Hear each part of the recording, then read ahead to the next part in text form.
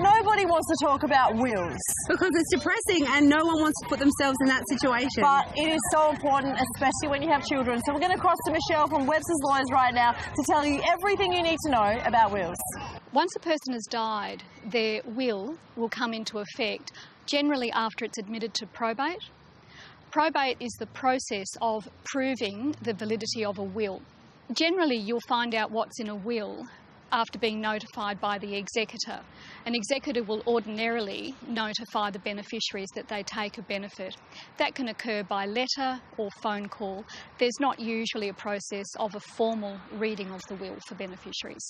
In order for a will to be valid, it needs to comply with certain rules. The will must be in writing. The testator must sign their signature at the end of the document, and it needs to be clear from the document that the testator has given their intention to give the gifts. Also, the testator's signature needs to be witnessed, and those witnesses need to sign the document at the same time. If a person considers they've been inadequately provided for in the estate of a deceased person, then it's possible for them to bring an application in the Supreme Court under the Inheritance Family Provision Act, seeking further provision from the estate. The people who are entitled to make a claim for further provision from the estate of a deceased person are defined by the Act. They're generally people who are in a close family relationship with the deceased person.